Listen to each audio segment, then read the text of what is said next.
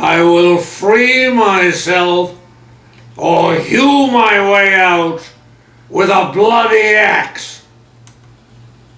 Why, I can smile and murder whilst I smile, and wet my cheeks with artificial tears, and frame my face to all occasions. There's a lot of us in his life. There's definitely a whole gang. I've never seen anything like it, actually. It was really sweet. It's very sweet. It's amazing to me the generosity of spirit involved in this group. He's a very, very wise man. A lot of love and concern and a lot of caring but coming from a really powerful and good place. What is it to Something you? as bizarre as this. Bill has an extended family that's not just relatives. Bill has fostered these people, which I had really not quite grasped. And if I'm amazed at the amount of talent in this room. I'm rather cowed by it. And I thought, well, I usually do good with eccentrics. When he finds someone, you know, he kind of latches onto a new friend, and then he wants them to meet all of his other friends, and so he said, well, you must meet the gang. I think in some way we've all picked up that responsibility, and I don't know why. I never thought I'd be a member of the gang. I have no clue why. I think it was intentional as far as his instincts, knowing what he would need as life goes on, because his kids aren't around. Well, it is interesting. I mean, in this day and age, you don't see this kind of camaraderie anymore. I'll make my heaven in a lady's lap and deck my party with gay ornaments and wish sweet ladies with my words and looks. It turns out that his friends seem to be mostly women my age. This group that has gathered for Bill is certainly an eclectic group of women. There are a few men involved, but only by association. They had to marry into the group to get there. I asked him if Steve could come, and he really didn't know who Steve was, and he said, no, this is a tribute to you and the ladies. Every now and then there's a few guys that show up. His oil man, for example. He didn't want Steve there, he didn't want men there, I'm not really sure. Several other guys have come to visit. They're usually repair people. Being the only male on a Mr. Hunt occasion, it probably lets you know pretty quickly who the focus is.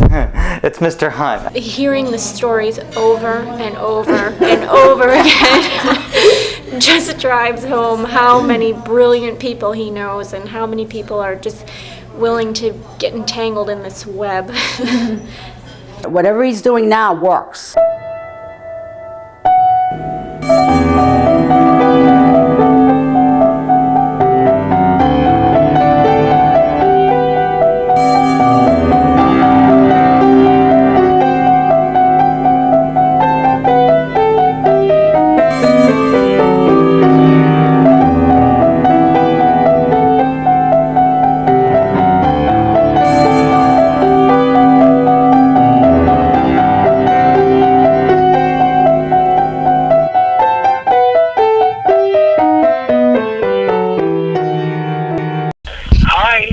Sunday, 1 o'clock, all's well. Now, I remind you tonight, at 9 o'clock, the brilliant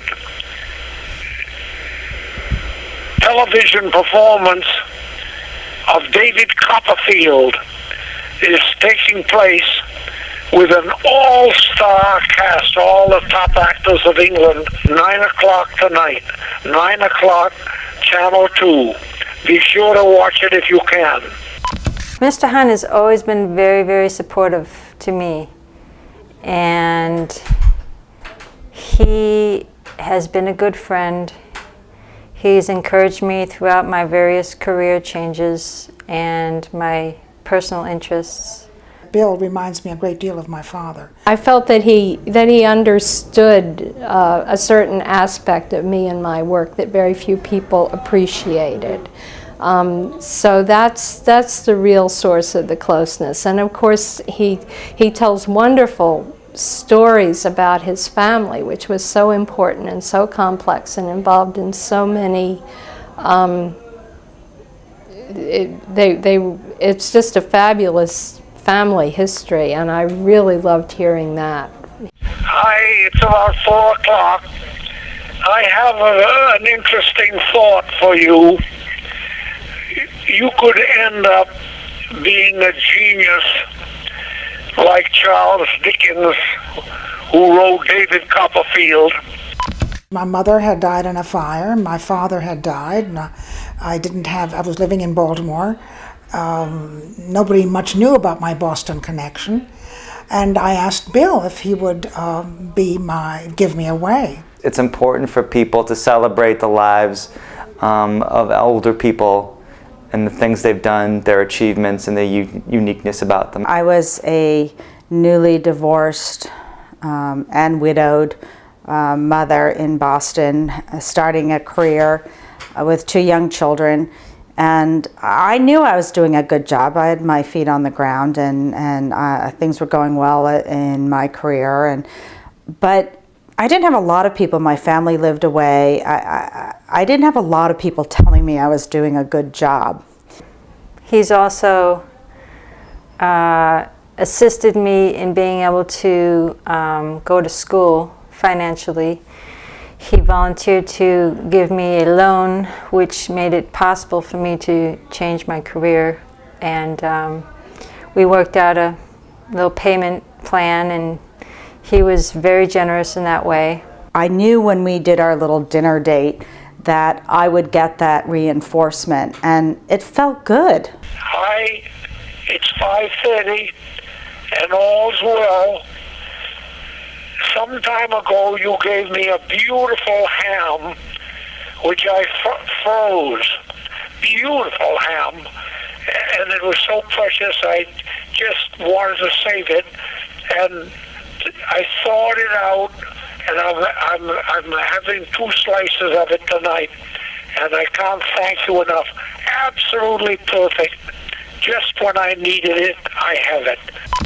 I know personally in my life there are not a lot of older people. My grandparents passed away. My parents had me when they were older, so I think, speaking maybe out of place, but for a lot of people, I don't share a lot of time with older people. I don't hear much about how things were. And you think about all the change that's happened in the last century with the advent of the automobile, of the camera, of movies and things like that. Tremendous change has gone on, change that we've taken for granted. He would just tell me I was the best at it, even though he didn't even know. I was like the president of performing arts, even though I wasn't. He just made everybody he was in contact with feel like they were the best at what they did, and that's all I needed. He really wants to influence me, and he does. I mean, I feel like I have to perform, I have to produce, and there's that expectation. Hi, MH, about 4 o'clock. That whole packet has gone into the mail to you. It sounds exactly like the young, bright, sharp gang of people that you should be with. This isn't an older bunch of old poops. This is people that are younger than you are. Yeah, I'll bet. Well, that's not too hard in the business. And they're attractive looking, but they're deeply concerned in film. Everyone, they've got, like your bigger camera, they're holding them and chatting and laughing. In the last 6 years, I've totally changed my life around. I left medical office management and consulting. This was just 6 years ago. And became a writer, a professional writer, and a poet and an artist. And the encouragement is what I needed. I didn't need anything else. Every one of them have these. that's their main interest is TV photography. But they discuss, you'll get into it yourself. Yeah. They discuss all the current gal things that would be discussed, lesbianism, everything is all au courant, yet they're doing their work. Hi, it's MH. It's about 3 o'clock and everything's okay. The main thing that I wanted to ask you, I'm double checking on tickets that I've got over at the American Repertory Theater. If that's something that would interest you, if you let me know, I can mail you the tickets. He'll send me these theater tickets, and I know it's not just because he wants to be nice or whatever, it's because he's teaching me. Whatever she says, bring your camera, it's understood. I wouldn't not bring it. I wouldn't think of not bringing it. And like anyone else, I love the attention Mr. Hunt might have, or the things he says around the pictures I've taken. It brings me pride. In Joanna's apartment, where he took all of the photographs. That's what I have to live for today. My children are all off on their own big project, and every day I look at those photographs. Who was it that took the picture of you and Linda? What? Did you take that picture? I told him that today. Yeah, the one of Linda and I, and he loves that. I had 8 copies of one that Linda didn't look so hot in. And I had one copy that's perfect of Joanna, You can say those things. perfect of Linda. Linda will never have a better photograph than that. Up until today. And me in the middle, drunk as usual He does in the this all the middle. time. Imagine what The other picture that was taken in Joanna's apartment that nobody paid any attention to was a picture of Suzanne that artistically was so perfect that I had it blown up in color, and I made her a present of that picture. I think a gift he has that he recognizes the importance of things to people and is able to relate them in a way so that it's touching. It helps you to see your own potential, kind of the greatness that everyone has, and I think really that's his gift. I was very interested in him because I was an art history major, and I had wondered if he might be related to the famous Hunts, William Morris and Richard Morris Hunt, and of course he was. Hunt returned to America in 1855. He became an influential teacher. Among his students, He had 40 pupils in one room, all women.